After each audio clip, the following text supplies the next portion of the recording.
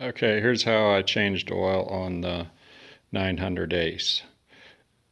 Everything, first watch the 600 video, and everything else is pretty much the same as the 600 except for on the 900 you have to take the exhaust loose.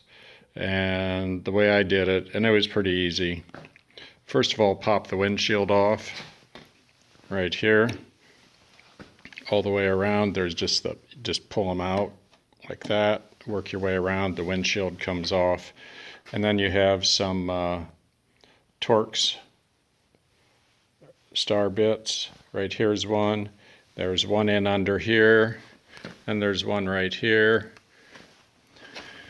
There's these two right here, and the other side is the same way.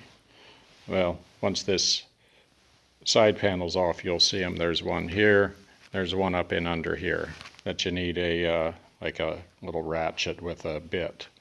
You can use the same one that we used on the 600. I think it's a 30. So anyway, you've got, so then you have that loose. The next thing you do is you pop this instrument panel out of here, and you do that by right at the top. Once the windshield is off, well, once this is up, you can see there's a little gap right in there. Stick a screwdriver down there, a small screwdriver. Right there's the little gap. Stick a screwdriver there in there, and that pops loose. And then once it's loose, pull it out a little bit, then you can release the wiring harness. Just squeeze it and unplug it. There's two plugs. Once that's unplugged, and this here is free, take this out. Then at that point you can lift the whole hood. This whole hood assembly, this whole assembly comes off. There's just little little notches here that this slides into in the front, and it just slides, this whole piece comes off. Then you have access to the muffler. Then you need a spring puller tool. I took those springs off right there, which would be on the right side. There's two springs there, and over on the other side, on the left side, there's 4 springs. Take those 4 springs off with the spring tool, and then it's loose enough that you can shift this pipe around back here.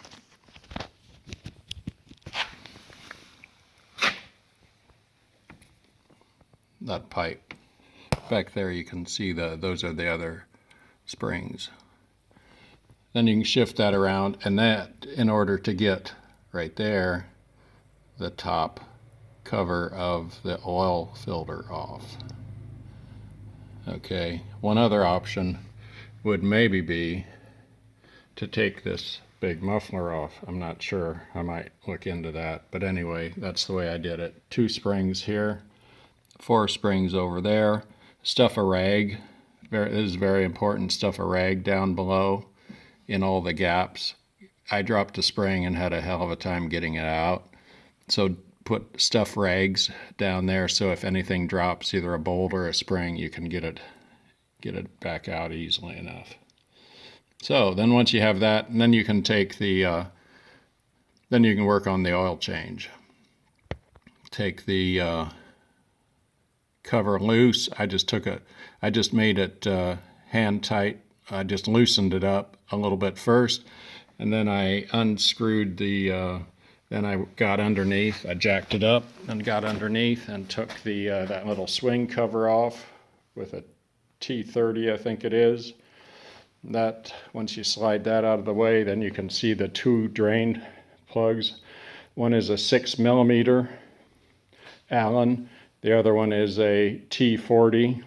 Take those out, let it drain totally. Takes 10 or 15 minutes to drain it.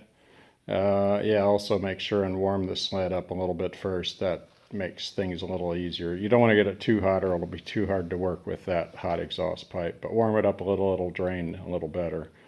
So leave it all drain out, and then take the finish taking the cover off of the oil filter there. Finish taking those 3 bolts out. Lift the oil filter out. You can do that with you need a little pick maybe to help you pull the filter out. Pull the filter out. You might want to move the primary clutch a little bit by hand back and forth, forward and back, so that the vanes open up. That way the oil will go out of the oil filter housing. Once that's done, put the new oil filter in it, put the new rubber gasket, put that onto the lid, the top cap, put the cap back on, tighten those up real good. By that time the oil should be drained out pretty good. Put the new crush washer and new drain plugs, put those plugs back up in, drop it back down, fill it up with the recommended amount of oil. The kit comes with a gallon of oil, and I put almost a full gallon in. It says 3.5. I put actually almost there was probably less than a half quart in the gallon, and I came close to over. It's at the very full part anyway, so make sure and start checking it at about three quarts. I think I ended up with 3.5 or 3 3/4 quarts, and that put it right up at the very max full line. So yeah, that's it. It's not too hard.